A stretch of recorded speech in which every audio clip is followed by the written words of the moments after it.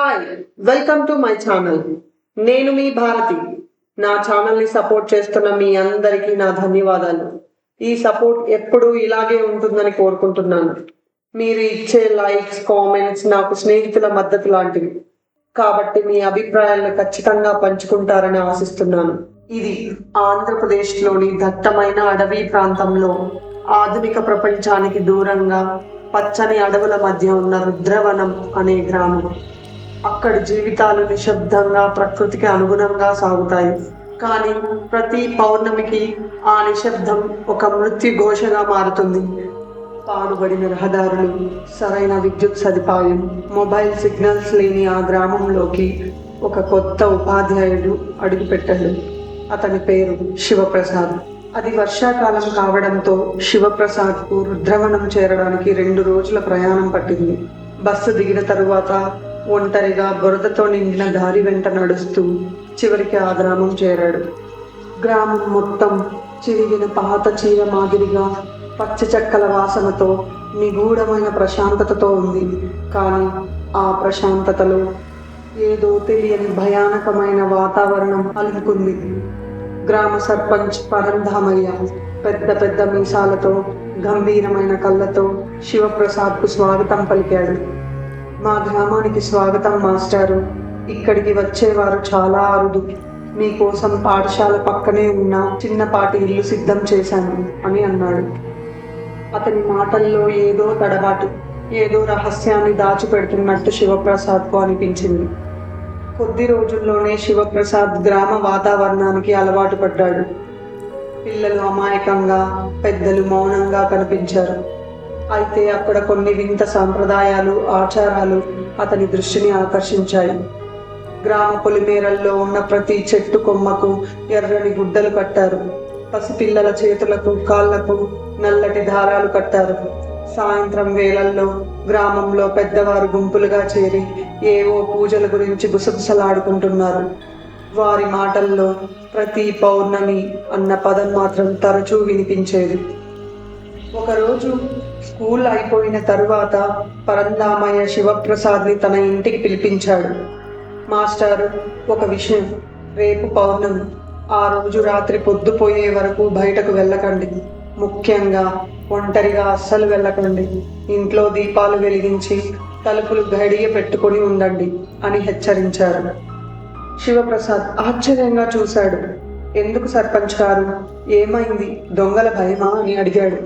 పరంధామయ్య చిన్నగా నవ్వుతూ, దొంగలన్నా నయం మాస్టారు. పౌర్ణమి రోజు రాత్రి దొంగల కంటే ప్రమాదకరమైనవి తిరుగుతుంటాయి. అతను అంతకు మించి చెప్పడానికి నిరాకరించాడు. ప్రతి పౌర్ణమికి 3 ప్రాణాలను హరించడానికి ఆ మృత్యువు ఈ నేలపై నడుస్తుంది అన్న గుసగుసలు శివప్రసాద్ చెవిన పడాయి. ఆ మాటలు అతని వెన్నులో వణుకు పుట్టించాయి. అదే గ్రామంలోనే ఒక మూగపిల్ల అయిన సీత ఎప్పుడూ తన అరచేతిలో ఒక బొగ్గు తునకతో నేలపైన, గోడల మీద బొమ్మలు గీసేది. పౌర్ణమి దగ్గర పడుతున్న కొద్దీ ఆమె బొమ్మలు మరింత భయంకరంగా వేసేది. నల్లటి నీడలు, భయపడిన కళ్ళు, విచిత్రమైన ఆకారాలు. వాటికి అర్థం తెలియకపోయినా శివప్రసాద్కు ఒక తెలియని భయం పట్టుకుంది. మరోవైపు ఊర్లో అందరూ పిచ్చిదని దూరంగా పెట్టే గంగవ్వ అప్పుడప్పుడు రాత్రి వేళల్లో రోడ్లపై నిలబడి గట్టిగా నవ్వుతూ అరుస్తుండేది. వస్తున్నాయి, వస్తున్నాయి, ఆ 3 ఆత్మలు లెక్క సరిపెట్టడానికి వస్తున్నాయి అని ఎప్పుడూ గొనుగుతూ ఉండేది. గ్రామస్తులు ఆమెను పట్టించుకునేవారు కాదు. కానీ శివప్రసాద్ని ఆమె మాటలు భయపెట్టాయి. శివప్రసాద్కు ఈ గుసగుసలు, వింత ఆచారాలు మతిస్థిమితం కోల్పోయేలా చేశాయి. పౌర్ణమి రాత్రి దాటిపోయినా అతని మనసులో భయం తొలగిపోలేదు. ఈ రహస్యం వెనుక ఉన్న నిజం తెలుసుకోవాలని నిర్ణయించుకున్నాడు. మొదట గ్రామ సర్పంచ్ పరంధామయ్యను అడిగాడు. కానీ అతను ఏమీ చెప్పకుండా మౌనం వహించాడు. చివరికి గ్రామ దేవాలయం వెనుక నివసించే వృద్ధ పూజారి సోమయాజులను కలిశాడు. అతను చాలా ముసలివాడు. కళ్ళు మసకబారిన ఆ కళ్ళల్లో లోతైన జ్ఞానం తొణికిసలాడుతోంది. సోమయాజులు కూడా మొదట మాట్లాడడానికి నిరాకరించాడు. కానీ శివప్రసాద్ పట్టుదల చూసి చివరికి నోరు విప్పాడు. కొన్ని నిజాలు తెలియకుండా ఉండడమే మంచిది. కానీ మీ పట్టుదల చూస్తుంటే మీకు చెప్పకుండా ఉండలేకపోతున్నాను అని దీర్ఘంగా నిట్టూర్చాడు. దాదాపు 200 సంవత్సరాల క్రితం ఈ రుద్రవనానికి దగ్గరలో ఉన్న చిన్న రాజ్యంలో రాజా దత్తాత్రేయ రాజు అని ఒక రాజు ఉండేవాడు. అతను చాలా క్రూరమైన వాడు, అనుమాన పిశాచి. గ్రామంలో 3 అమాయక స్త్రీలు ఉండేవారు. వారు నాటు వైద్యంలో బాగా ప్రావీణ్యం ఉన్నవారు. గ్రామంలోని ప్రజలకు చాలా సహాయపడేవారు. కానీ దురదృష్టవశాత్తు రాజ్యంలో అంతు చిక్కని రోగాలతో చాలా మంది ప్రాణాలు కోల్పోయారు. ఆ చావులకు కారణం ఆ 3 స్త్రీలు అని ఆ రాజుగారు వారిని మంత్రగత్తెలుగా ముద్ర వేసి చేతబడులు చేస్తున్నారని ఆరోపించి మరణశిక్ష విధించాడు. మరణశిక్షకు ముందు ఆ 3 స్త్రీలు ఆ గ్రామానికి సరిహద్దుల్లో ఉన్న ఒక పెద్ద మర్రి చెట్టు కిందకు వచ్చి వారి రక్తాన్ని బలిగా అర్పిస్తూ ఒక ప్రతీకార పూజను ప్రారంభించారు. పౌర్ణమి వెన్నెల్లో తమ ప్రాణాలు గాల్లో కలవక ముందే తమకు జరిగిన అన్యాయానికి ప్రతీకారం తీర్చుకుంటామని ప్రమాణం చేశారు. కానీ ఆ పూజ అసంపూర్తిగా ముగిసింది. వారిని ఆ రాజుగారు అక్కడికక్కడే దారుణంగా చంపేశారు. అప్పటి నుండి ప్రతి పౌర్ణమికి వారి ఆత్మలు ఈ నేలపై సంచరిస్తాయి. అసంపూర్తిగా మిగిలిపోయిన ఆ పూజను పూర్తి చేయడానికి ఆ 3 ఆత్మలు ప్రతిఫలంగా 3 ప్రాణాలను బలి తీసుకుంటున్నాయి. వారికి శాంతి లభించే వరకు ఇది ఆగదు. శివప్రసాద్ ఒళ్ళు జలధరించింది. మరి ఆ మర్రి చెట్టు అని అడిగాడు. అది ఇంకా ఇక్కడే ఉంది అన్నాడు సోమయాజులు. అతని స్వరం వణుకుతున్నట్లు అనిపించింది. అది శాపగ్రస్త మర్రి చెట్టు. ఆ చెట్టు దగ్గరికి ఎవరూ వెళ్ళరు. దాని కొమ్మలపై పక్షులు గూళ్ళు కట్టవు. దాని నీడలోకి ఏ జంతువు కూడా రాదు. అది మృత్యువుకు ఆవాసం. సోమయాజులు చెప్పిన కథ శివప్రసాద్ మనసులో గాఢంగా నాటుకుపోయింది. ఆ మర్రి చెట్టు, ఆ శాపం, ప్రతి పౌర్ణమికి 3 ప్రాణాలు అతని వెన్నులో చలి పుట్టించాయి. మరో పౌర్ణమి దగ్గర పడింది. ఈసారి శివప్రసాద్కి గ్రామంలోని ప్రతి కదలికలోనూ అపశకునం కనిపించింది. నిశ్శబ్దంగా ఉన్న వాతావరణం, గ్రామస్తుల కళ్ళల్లోని భయం, గంగవ్వ పిచ్చి కూతలు అన్నీ భయాన్ని రెట్టింపు చేశాయి. పౌర్ణమి సాయంత్రం సూర్యుడు అస్తమిస్తున్న వేళ ధాన్యం కోస్తున్న రాముడు అనే రైతు పొలంలో పడిపోయాడు.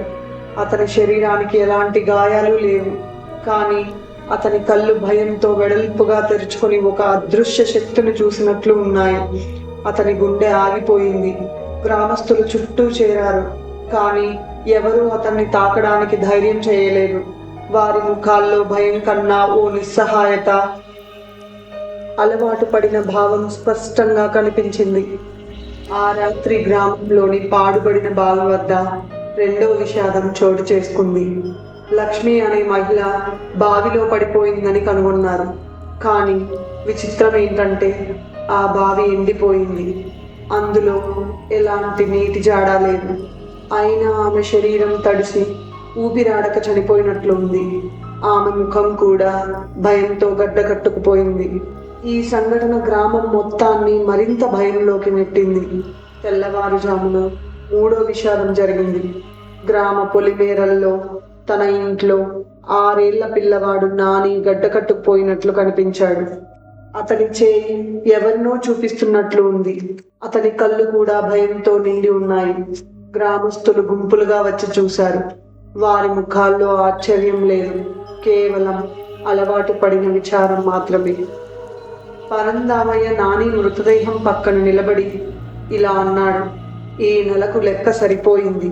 శివప్రసాద్ ఆ మాటలకు షాక్ అయ్యాడు.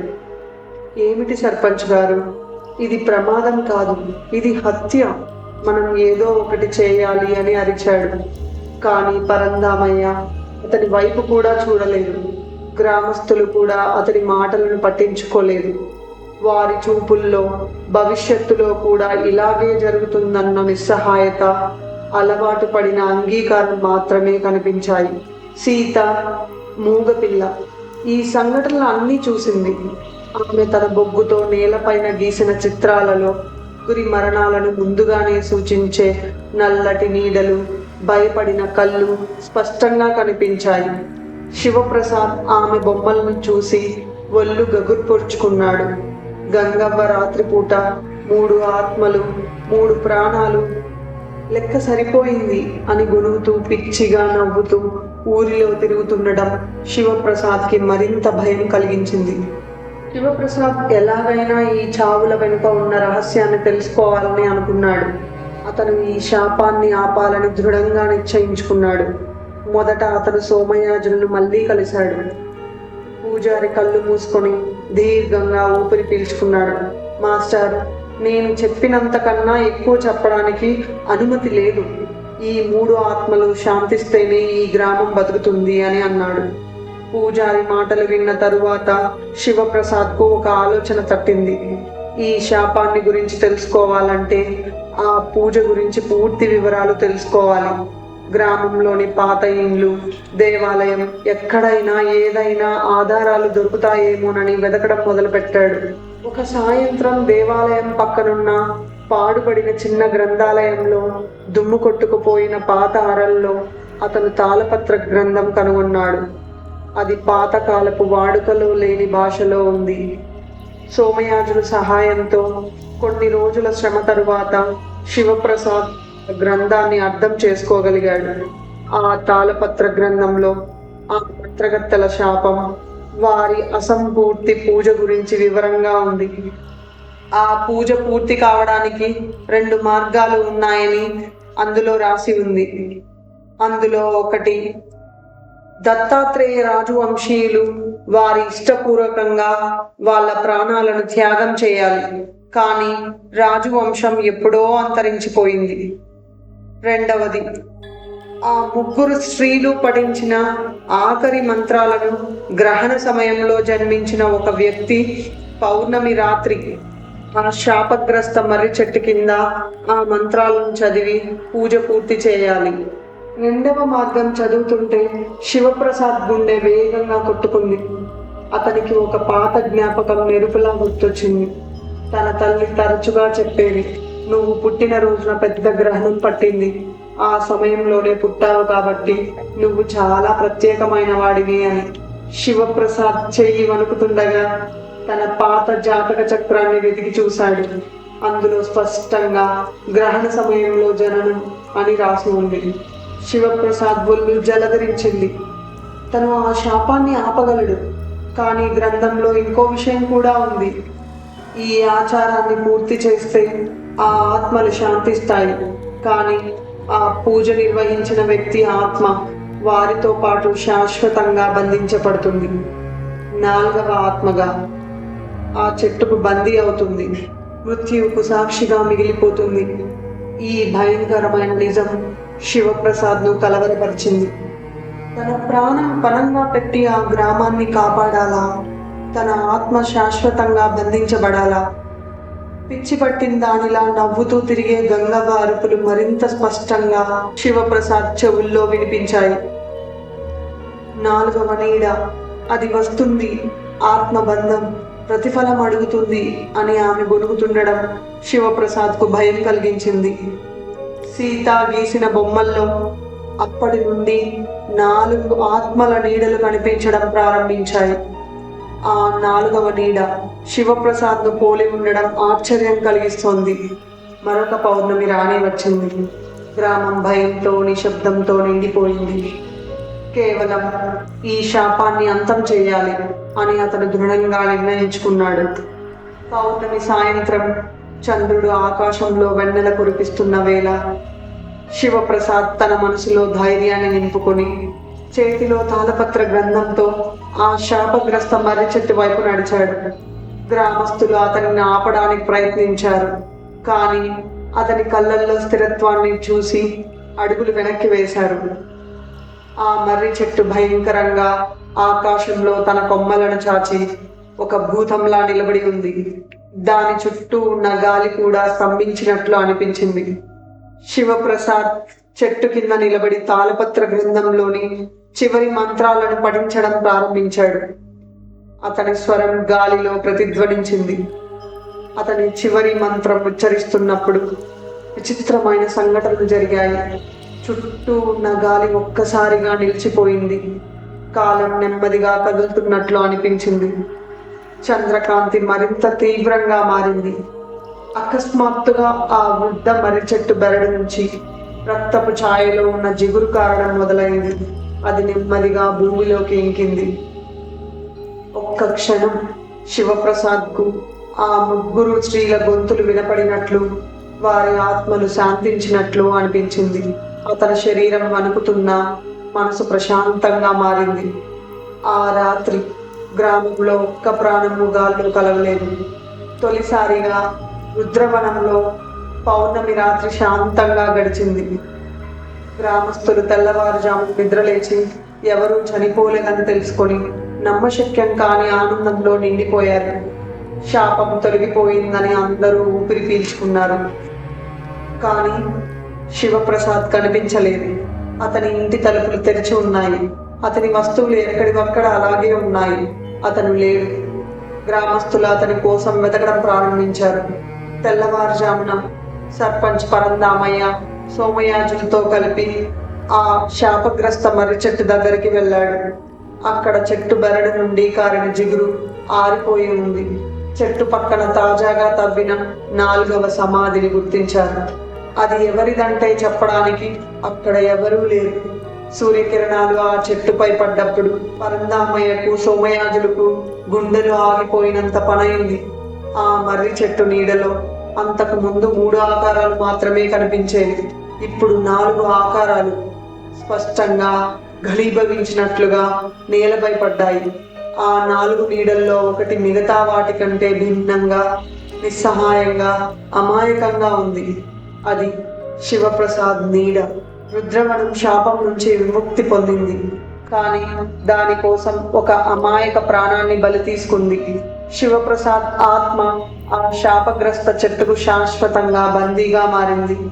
4వ నీడగా, మృత్యువుకు సాక్షిగా ఆ నీడలు ప్రతి పౌర్ణమికి ఆ శాపగ్రస్త నేలపై నృత్యం చేస్తూనే ఉంటాయి. శివప్రసాద్ ప్రాణత్యాగం సరైనదేనా? అతని స్థానంలో మీరు ఉంటే ఏం చేస్తారు? కామెంట్లో తెలియజేయండి. ఇలాంటి మరిన్ని ఇంట్రెస్టింగ్ స్టోరీస్ కోసం ఇప్పుడే మా ఛానల్ని సబ్స్క్రైబ్ చేసుకోండి. చీకటి మిస్టరీస్.